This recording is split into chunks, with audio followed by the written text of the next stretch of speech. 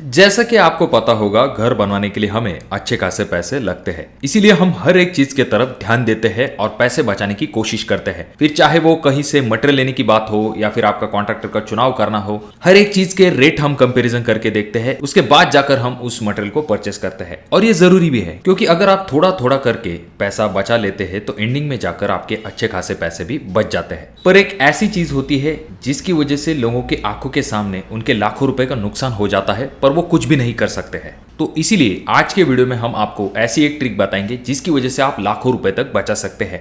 और यह करने के लिए आपको आपके जेब से 1 रुपया भी खर्च करने की आवश्यकता नहीं है। जिस चीज के बारे में मैं बात कर रहा हूं जो कि आपके लाखों रुपए का नुकसान कर देती है, वो होता है वेस्टेज। जी हाँ, जब भी आप घर बनवाते हैं तो आपको लाखों रुपए का मटेरियल जो है वो वेस्टेज में चला जाता है। अब आपको यकीन नहीं होगा तो मैं आपको 2 से 3 चीजें उदाहरण के साथ बताता हूँ। सबसे पहली चीज है दोस्तों सीमेंट। सीमेंट में 3 से लेकर 4% तक वेस्टेज चला जाता है। उसके बाद जाकर बारी आती है ब्रिक की। जैसे कि आपको पता है, बहुत सारी ब्रिक आपको घर बनाने के लिए लग जाती है। तो जो आपकी ईंटें होती है उनमें आपका 7 से लेके 10% तक वेस्टेज चला जाता है। जहां तक बात आती है स्टील की, तो स्टील में आपका 3 से लेके 5% तक वेस्टेज चला जाता है। और सैंड में भी आपका 8 से लेके 15% तक वेस्टेज चला जाता है।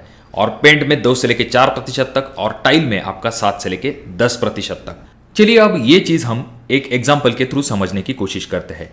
सपोज कीजिए आप 1000 स्क्वायर फीट तक घर बनाने वाले हैं और आपको 25,000 ईंटें लगने वाली है और एक ईंट का रेट है 7.5 रुपए तक। तो हम क्या करेंगे, 25,000 ईंटें मल्टीप्लाई 7.5 का रेट, तो हमें लगभग 1,87,500 रुपए की ईंटें लगने वाली है। और अगर हम 7% तक वेस्टेज कंसिडर करेंगे तो हमारा लगभग कॉस्ट आ जाता है 13,125 रुपए। यानी कि हमें 13,000 रुपए का नुकसान सिर्फ 7% वेस्टेज जाने की वजह से हुआ है। अगर आपके घर का साइज बड़ा है और आपको ज्यादा ईंटें लगने वाली है, या फिर किसी बड़े प्रोजेक्ट में अगर आप काम कर रहे हैं और इतना वेस्टेज आपका चला जाता है, तो आप ये सोच सकते हो कि आपको कितने रुपए का नुकसान हो सकता है। अब दोस्तों ये बात हो गई सिर्फ ब्रिक की। अगर हम सैंड की बात करें, एग्रीगेट की बात करें, पेंट की करें या फिर टाइल की करें, इन चीजों में जितना वेस्टेज चला जाता है उसकी वजह से हमारा लाखों रुपए का नुकसान हो जाता है।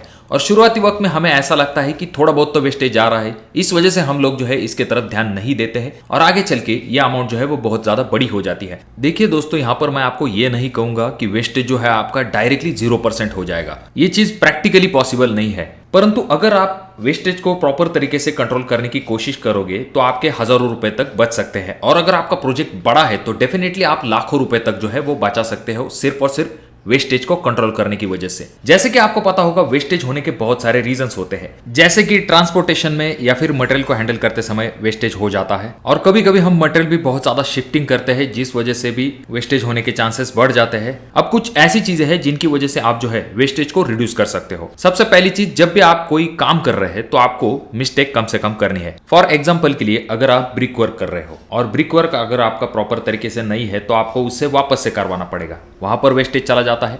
ब्रिक वर्क अगर सही लाइन लेवल में नहीं है तो वहां पर आपका मटेरियल वेस्टेज जाने के चांसेस इसी वजह से ज्यादा हो जाते हैं, क्योंकि आपको वहां पर प्लास्टर में उतना ज्यादा माल देना पड़ता है। और कुछ छोटे छोटे प्रिकॉशंस भी होते हैं, जैसे कि आप जब ब्रिक वर्क कर रहे हैं तो नीचे की तरफ आपको इस तरह से सीमेंट की बोरियों को रख देना है। इसका फायदा यह होगा, जो मोटर ऊपर से नीचे की तरफ गिरता है वो आप वापस से कलेक्ट करके उसे इस्तेमाल कर पाओगे। और जब भी आपका ब्रिक वर्क स्टार्ट हो जाता है तो आपके जो मिस्त्री होते हैं या फिर लेबर होते हैं, उन्हें भी ब्रिक को अच्छे से हैंडल करना चाहिए। अगर बहुत दूर से ही ईंटों को फेंक दिया जाएगा तो ऐसे वक्त में आपकी ईंटें टूट सकती है और एक टूटी हुई ईंट यानी कि आपका 7.5 रुपए का नुकसान हो जाता है। तो इस तरह से आप सोच सकते हैं, जितनी ईंटें आपकी टूटती जाएंगी उतना रुपए का आपका नुकसान होता जाएगा। इसी तरह से बहुत सारी चीजें होती है, जैसे कि जब भी आप रेती को छानते हैं तो रेती आपकी सूखी होनी चाहिए। जितनी गीली रेती आप छानेंगे उतना ही ज्यादा वेस्ट चला जाता है, जो कि आपके किसी भी काम में नहीं आता है। और भी कुछ चीजें आप कर सकते हैं, जैसे कि आपको जो मटेरियल है उसकी ऑर्डर सिर्फ सही अमाउंट में देनी है। ज्यादा मटेरियल अगर आप अपने साइड पर लाकर रखते हैं तो वहां पर उसके वेस्टेज होने के चांसेस बढ़ जाते हैं।